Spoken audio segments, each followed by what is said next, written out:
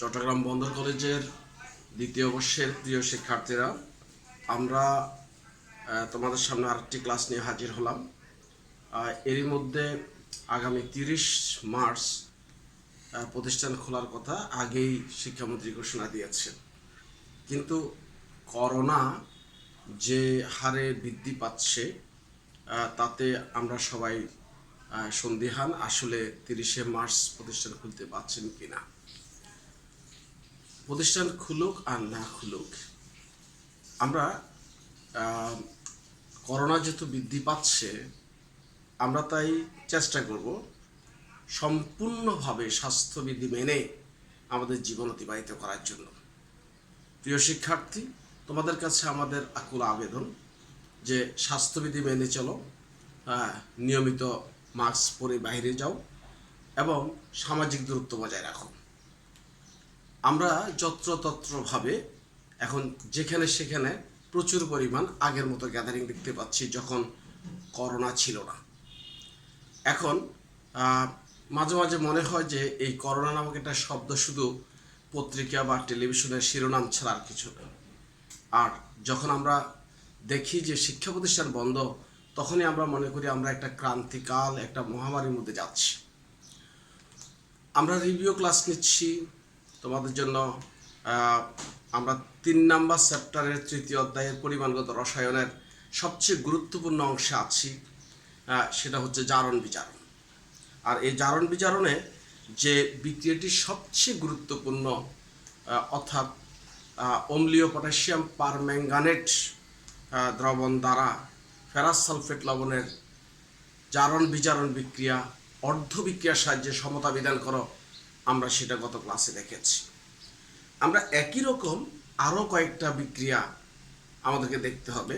তো আমরা আজকে চলো আলোচনা শুরু করি একই রকম, শুধুমাত্র অম্লীয় পটাশিয়াম পারম্যাঙ্গানেট দ্রবণ ছাড়া যে অম্লীয় পটাশিয়াম ডাইক্রোমেট হলে সেখানে কেমন হতো সেটা নিয়ে আমরা আলোচনা করব।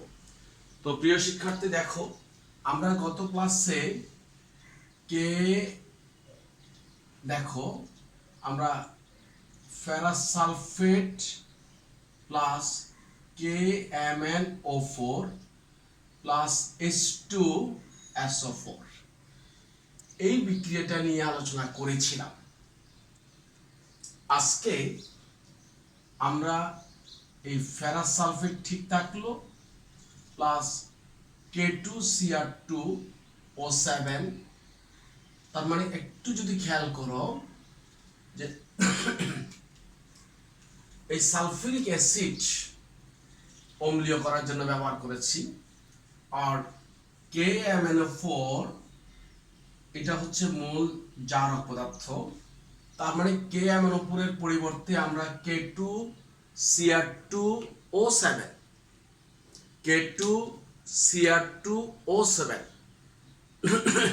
পটাশিয়াম ডাইক্রোমেট, আগে ছিল পটাশিয়াম পার ম্যাঙ্গানেট। এখন আমরা সবাই একটু লিখব যে অম্লীয় পটাশিয়াম ডাইক্রোমেট দ্রবণ দ্বারা আমাদের প্রশ্ন হচ্ছে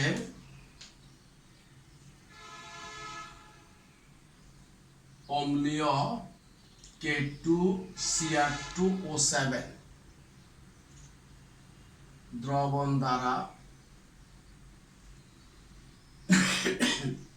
অম্লীয় পটাশিয়াম ডাইক্রোমেট দ্রবণ দ্বারা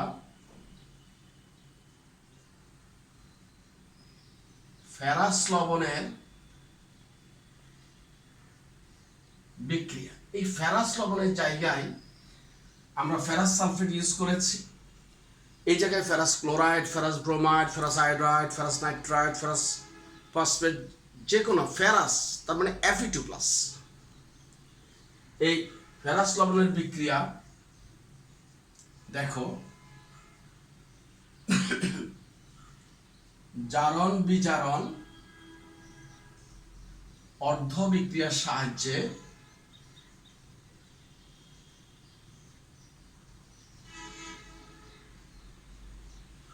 সমতা বিধান করো। তোমাদেরকে বলে রাখি যে এই জাতীয় একটা প্রশ্ন আমরা প্রায় প্রত্যেক সালে কোনো না কোনো বোর্ডে বা অভিন্ন বোর্ড যখন ছিল বা অভিন্ন বোর্ডে প্রশ্ন হলো, অর্থাৎ সকল বোর্ড মিলে যদি একটা প্রশ্ন হয় সেখানে আমরা পেয়েছি। সুতরাং আমাদেরকে এই অংশটুকু ভালো করে শিখতে হবে এবং এগুলি শেখা হলে এর উপর ভিত্তি করে আমাদেরকে গাণিতিক সমস্যার সমাধান করতে হবে। তো আমরা এই হচ্ছে আমাদের প্রশ্ন, অম্লীয় পটাশিয়াম ডাইক্রোমেট দ্রবণ দ্বারা ফেরাস লবণের বিক্রিয়া জারণ বিজারণ অর্ধ বিক্রিয়ার সাহায্যে সমতা বিধান করো। এখন এটা লেখার সময় তোমরা কি লিখবে দেখো, যেহেতু প্রশ্ন লেখা আছে তুমি লিখবে যে এই বিক্রিয়ায়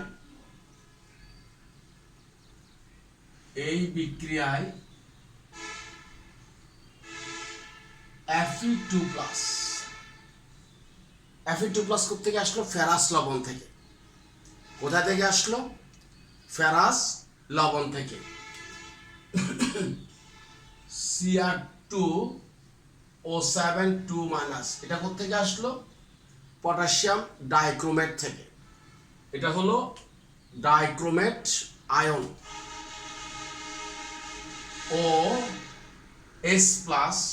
OS+ কোথা থেকে আসলো? সালফিউরিক অ্যাসিড থেকে।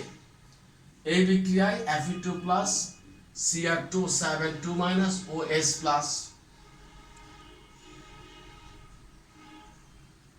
জারণ বিজারণ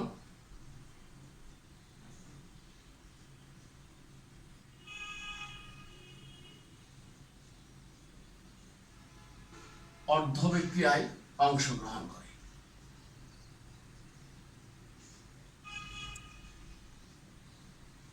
দেখো এই বিক্রিয়ায় Fe2+ Cr2O7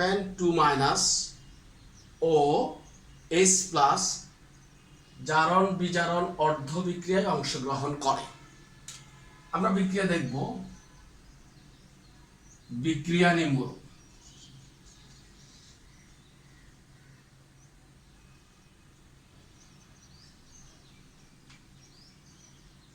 এটা আমরা আগের মতো লিখবো, Fe2+ থেকে Fe3+ ইলেকট্রন। দেখো Fe2+ থেকে Fe3+ ইলেকট্রন, এখানে জারণ বোঝানো হয়েছে, ইলেকট্রন ত্যাগ জারণ বোঝানো হয়েছে এবং এই জারণ এটা হলো জারণ অর্ধ বিক্রিয়া।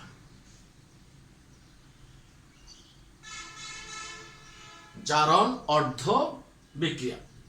তারপর দেখো Cr2O7 +S+। ঠিক এখানে আমি কিছুটা খালি জায়গা রাখলাম। এখানে আমি খেয়াল করো ওই S+ এর আগে একটু খালি জায়গা রাখলাম, কতটা S+ সেটা লেখার জন্য। এখানে কতটা ইলেকট্রন লাগবে সেটা লেখার জন্য কিছু খালি জায়গা রাখলাম।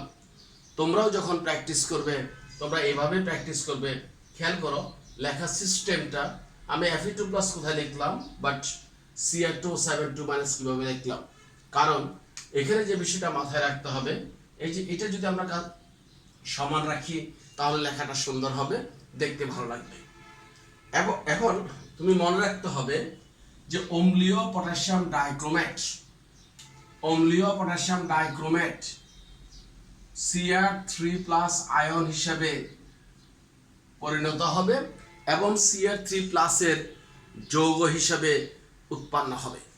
আবার বলছি, এটা একদম স্বতঃসিদ্ধ, এটা একেবারে নিশ্চিতভাবে তুমি মাথায় রাখতে পারো, নিশ্চিতভাবে তুমি বলে দিতে পারো যে এটা এমনটাই হবে। তাহলে এখন খেয়াল করো Cr2O7 অর্থাৎ ডাইক্রোমেট যে আয়ন আছে, সেই ডাইক্রোমেট আয়ন যখন অম্লীয় অবস্থায় থাকবে, আবারও বলছি অম্লীয় অবস্থায় থাকবে, ডাইক্রোমেট আয়ন যখন অম্লীয় অবস্থায় থাকবে তখন সে ডাইক্রোমেট আয়ন থেকে আমরা ক্রোমিয়াম 3+ পাবো, অর্থাৎ ক্রোমিয়াম 3+ এর যৌগ আমরা পাবো এবং সেখান থেকে পানি উৎপন্ন হবে। গত ক্লাসেও আমি হিসাবটা তোমাদেরকে বুঝিয়েছিলাম, আজকেও আমি তোমাদেরকে হিসাবটা এই ক্রোমেট আয়নের জন্য কেমন হবে সেটা আরেকবার তোমাদেরকে বোঝাই। মনে রাখার জন্য সবচেয়ে সুবিধা হচ্ছে অক্সিজেন এখানে আছে কয়টা? 7টা। তাহলে তুমি এখানে 7 দিলে, তাহলে অক্সিজেনটাকে তুমি ফার্স্ট টার্গেট করেছো যে আমি অক্সিজেনটাকে মিলাবো। তাহলে অক্সিজেনটাকে মিলানোর জন্য তুমি এখানে 7 ব্যবহার করেছো, হ্যাঁ 7 দেখেছো এখানে, তাই 7 ব্যবহার করেছো। খেয়াল করো, তাহলে অক্সিজেনটা মিলে গেল। এখন অক্সিজেন মিলাতে গিয়ে আমাদের হাইড্রোজেন হয়ে গেল 7 গুণ 2 14, তাই আমরা এখানে এই 14 বসাবো। আমরা এখানে 14 বসাবো। দেখো দুইটা কাজ আমি করেছি। আমি এখানে যে মূল আয়ন, সে আয়নের মধ্যে অক্সিজেন দেখেছি 7টা, 7-এর জন্য এখানে লিখলাম 7, আর অক্সিজেন মিলাতে গিয়ে হাইড্রোজেন হয়ে গেল 7 গুণ 2, 7 গুণ 2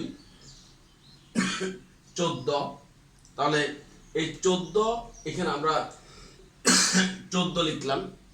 এখন প্রশ্ন হচ্ছে যে আর একটা হিসাব বাকি রয়ে গেল, যে ইলেকট্রন এখানে লাগবে না ছেড়ে দিতে হবে, লাগলে কতটা লাগবে, ছেড়ে দিলে কতটা ছেড়ে দিবে। যেহেতু উপরের বিক্রিয়াটি জারণ অর্ধ বিক্রিয়া, তোমরা সবাই জানো যে জারণ অর্ধ বিক্রিয়া কিন্তু ইলেকট্রন ছেড়ে দেয়।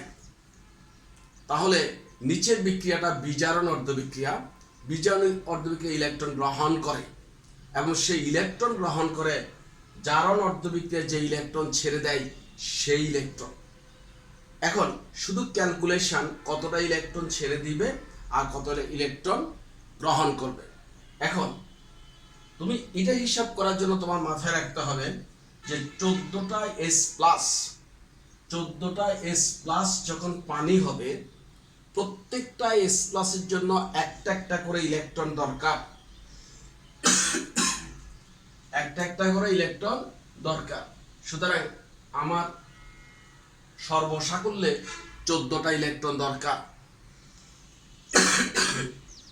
আমি আরেকবার বলছি যে 14টা S প্লাসের জন্য, প্রতিটা S প্লাসের জন্য একটা ইলেকট্রন দরকার। সুতরাং আমি যেহেতু অর্ধ বিক্রিয়াতে 14টা S প্লাস দেখতে পেলাম, তাই আমি ধরে নিব যে আমার 14টা ইলেকট্রন দরকার। এই 14টা ইলেকট্রন দরকারের মধ্যে এবার আমরা এখানে একটু ক্যালকুলেশন করব। গত ক্লাসও তোমাদেরকে বলেছিলাম। দেখো এখানে Cr2O7 2 মাইনাস, এই 2 মাইনাস যেটা এটা তোমাকে বোঝানো হলো যে এখান থেকে তুমি দুইটা ইলেকট্রন পাবে, তার মানে এখান থেকে তুমি দুইটা ইলেকট্রন পাবে, তাহলে আরো 12টা ইলেকট্রন তোমার লাগবে। আমি আবার বলছি, Cr2O7 2 মাইনাস, এখানে যতটা মাইনাস থাকবে ততটা ইলেকট্রন অলরেডি বিক্রিয়ার মধ্যে আছে, তুমি বুঝে নিবে। সুতরাং আমি দুইটা ইলেকট্রন পেয়ে গেলাম। এই দুইটা ইলেকট্রন পাওয়ার পর আমরা খেয়াল করলাম যে আমাদের এখান থেকে এই আয়নটা ভেঙে নতুন যে আয়ন হলো, সেখানে নতুন করে একটা 3+ সৃষ্টি হলো। এই যে 3+, এই 3+ মানে সেখান থেকে আমরা 3টা ইলেকট্রন একটা ক্রোমিয়াম থেকে পাচ্ছি। আবার বলছি, 3টা ইলেকট্রন একটা ক্রোমিয়াম থেকে পাচ্ছি, 3টা ইলেকট্রন একটা ক্রোমিয়াম থেকে পাচ্ছি। এখানে ক্রোমিয়াম কয়টি? এখানে ক্রোমিয়াম 2টি। তাহলে ক্রোমিয়াম যদি 2টি হয়, তাহলে একটা ক্রোমিয়াম থেকে 3টা ইলেকট্রন যদি হয়, তাহলে 2টা ক্রোমিয়াম থেকে 6টি ইলেকট্রন। তাহলে 6টি ইলেকট্রন হলে এই 6টি ইলেকট্রন আমাদের এখানে সিস্টেমের মধ্যে আছে। তাহলে এই 12 থেকে 6 গেলে আরো 6, এই 6টা ইলেকট্রন আমাদেরকে জারণ অর্ধবিক্রিয়া থেকে নিতে হবে। যদি জারণ অর্ধবিক্রিয়া থেকে নিই, তাহলে এই বিক্রিয়াটা সম্পন্ন হয়ে যাবে। আমি আরেকবার বিষয়টা বলি, মনে রাখতে হবে যেখানে ফেরাস আছে সেখানে জারণ বিজারণ বিক্রিয়ায় ফেরিক হবে। দ্যাট মিন্স যেখানে Fe2+ আছে সেখানে Fe3+ হবে। Fe2+ থেকে Fe3+ হওয়ার জন্য একটা ইলেকট্রন ছেড়ে দিতে হবে, আমরা একটা ইলেকট্রন ছেড়ে দেওয়ার কথা তোমাদেরকে বুঝালাম এবং এখানে লিখে দেখালাম। বিজারণে সে ক্রোমেট আয়ন অম্লীয় অবস্থায় ক্রোমিয়াম 3+ আয়ন এবং পানিতে পরিণত হবে। এখন মনে রাখতে হবে এখানে ক্রোমেট আয়নে অক্সিজেন 7টা, এখানকার অক্সিজেন 7 মিলানোর জন্য আমি 7 লিখার কারণে হাইড্রোজেন হয়ে গেল 14টি হয়ে যাওয়ার পর এখানে আমরা 14 বসালাম। এই 14টা S+ আমাকে বুঝালো যে আমার এই সিস্টেমটা সম্পূর্ণভাবে শেষ করার জন্য 14টা ইলেকট্রন দরকার। এই 14টা ইলেকট্রন আমি লিখলাম। তারপর দেখো যে এখানে যেহেতু 2- আছে, এখানে 2- এই 2- অলরেডি এখানে আছে। তারপর এখান থেকে আমি 2 × 3 সমান 6টা ইলেকট্রন। এই 6টা ইলেকট্রন, এখানে 2টা ইলেকট্রন, তাহলে 6 আর 2 মিলে 8 লাগবে, এখানে 14। তাহলে 14 থেকে 8 চলে গেলে আর 6। এইভাবে আমাদেরকে হিসাবটা করতে হবে। আর যারা এই হিসাবটা ভালো করে এখনো বুঝনি তাদের ক্ষেত্রে আমার একটা পরামর্শ, এই বিক্রিয়াগুলি পরীক্ষায় আসছে, প্রয়োজনে এই লাইনটা এখানে 6টি ইলেকট্রন হবে সরাসরি মনে রাখো, অন্তত লিখে আসতে বলে নাম্বারটা পাবে। তো এখন এখানে যদি ইলেকট্রন গ্রহণ, সুতরাং এটা হচ্ছে বিজারণ অর্ধ বিক্রিয়া। বিজারণ অর্ধ বিক্রিয়া। আমরা জারণ অর্ধ বিক্রিয়া পেয়ে গেলাম, বিজারণ অর্ধ বিক্রিয়া পেয়ে গেলাম, কিন্তু আমাদের সমস্যার সমাধান হলো না। কেন সমস্যার সমাধান হলো না? জারণ অর্ধ বিক্রিয়া আমি ইলেকট্রন পাচ্ছি 1টি, বিজারণ অর্ধ বিক্রিয়া আমার ইলেকট্রন প্রয়োজন 6টি। তাহলে আমাকে এই সমীকরণটাকে, আমার এই পাশে জায়গা নেই, আমি এখানে দিলাম, তোমরা এই পাশে দিবা, যে আমি 6 দ্বারা যদি গুণ করে দিই, দেখো তাহলে এই 6 দ্বারা গুণ করার মানে হচ্ছে যে এটাকেও 6 দ্বারা গুণ করলাম, এখানেও 6 দ্বারা গুণ হবে, এখানেও 6 দ্বারা গুণ হবে। তাহলে এখানে যদি 6 দ্বারা গুণ হয়, তাহলে এই 6টা ইলেকট্রন বের হবে, এই 6টা ইলেকট্রন গৃহীত হবে, এই 6টা ইলেকট্রন ছেড়ে দিবে, এই 6টা ইলেকট্রন গ্রহণ করবে। তাহলে ইলেকট্রনের সমতাটা হয়ে যাবে। তারপর আমরা যদি যোগ করে দিই, দেখো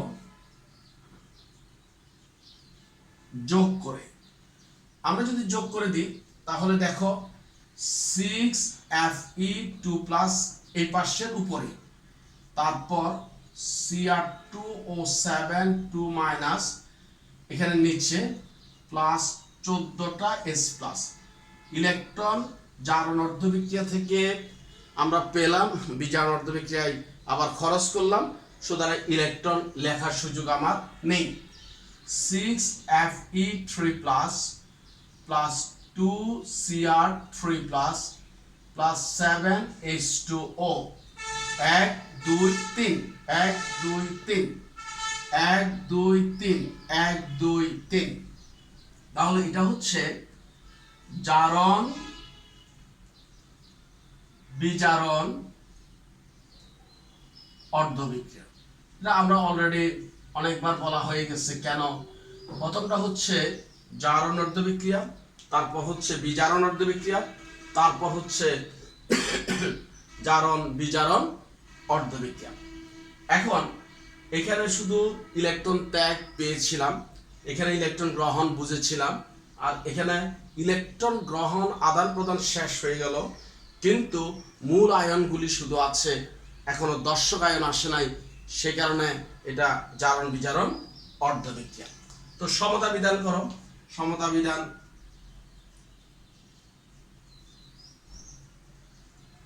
সমতা বিধান করতে গিয়ে 6FeSO4, এখানে 6 আছে সেজন্য 6, প্লাস K2Cr2O7 প্লাস H2SO4।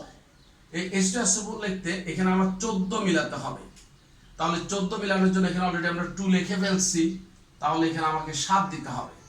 তারপর ফেরিক সালফেট, তোমরা জানো যে গত ক্লাসে আমরা বলেছিলাম ফেরিক সালফেটের সংকেতটা ঠিক এরকম, অর্থাৎ সংকেত তুমি চেঞ্জ করতে পারবে না, সংকেত যেটা সেটাই লিখতে হবে। এখন এখানে আয়রন অলরেডি 1 অণু ফেরিক সালফেট লিখতে আমি 2 পরমাণু আয়রন খরচ করে ফেলছি। সুতরাং এখানে যেহেতু 2, তাহলে এটা 6 হবে তখনই যখন আমার এখানে 3 হবে। প্লাস ক্রোমিয়াম সালফেটের সংকেতটা হচ্ছে এরকম, দেখো ক্রোমিয়াম সালফেটের সংকেত এরকম, তাহলে ক্রোমিয়াম এখানে 2টা, এখানে 2টা আমরা লিখে ফেলছি, তাহলে এটা অলরেডি সমতা হয়ে গেছে। তারপর 7H2O প্লাস, এই প্লাস পরে যেটা দিলাম সেটা হলো দর্শক আয়ন মিলে যে বিক্রিয়াটা হবে, যে পদার্থটা তৈরি হবে সেটা, আর সেটা হবে এখানে আছে পটাশিয়াম, এখানে আছে সালফেট, পটাশিয়াম সালফেট। এখন পটাশিয়াম এখানে 2টা, এখানে 2টা মিলে গেছে। এখন আমরা সমতা বিধান হলো কিনা একটু জাস্টিফাই করে দেখি। যদি এক্ষেত্রে দর্শক আয়ন সালফেট মিলে যায় তাহলে তুমি নিশ্চিত হয়ে যাও বাকিগুলি আমি এখানে অলরেডি মিলিয়ে কাজ করেছি। দর্শক আয়নের মধ্যে এখানে হচ্ছে 6টা সালফেট, এখানে 7টা সালফেট, মোট 13টা সালফেট। এখানে হচ্ছে 3টা, 3 গুণ 3 9টা, 9 যোগ 3 12টা, এখানে একটা 13টা মিলে গেছে। আবার বলছি এখানে 6টা আর এখানে 7টা, তাহলে বাম পাশে 6 যোগ 7 সমান সমান 13। তুমি এখানে পাচ্ছ 9টা, কারণ এখানে 3 গুণ 3 অর্থাৎ 3 গুণ 3 9টা, এখানে পাচ্ছ 3টা, এখানে পাচ্ছ 1টা, তাহলে 9 প্লাস 3 প্লাস 1 দ্যাট মিন্স 13, অর্থাৎ বাম পার্শ্ব 13 ডান পার্শ্ব 13। তো সুতরাং প্রিয় শিক্ষার্থী, আমরা আজকে আরেকটি অনেক গুরুত্বপূর্ণ একটা বিক্রিয়া নিয়ে তোমাদের সামনে এতক্ষণ পর্যন্ত আলোচনা করলাম। তোমরা যারা এই 2টি বিক্রিয়া, গত ক্লাসের বিক্রিয়া আর আজকের বিক্রিয়া ভালো করে শিখবে, আগামী ক্লাসে আমরা বিক্রিয়াগুলি নিয়ে আবার একটু কথা বলে তারপর গাণিতিক সমস্যার সমাধান করতে যাব। তোমরা ভালো থাকো, সুস্থ থাকো, আবারও বলছি সুরক্ষিত থাকো, স্বাস্থ্যবিধি মেনে চলো, মাস্ক ছাড়া বাইরে যাবে না। হ্যাঁ, সবাই ভালো থাকবে, সুস্থ থাকবে। আল্লাহ হাফেজ।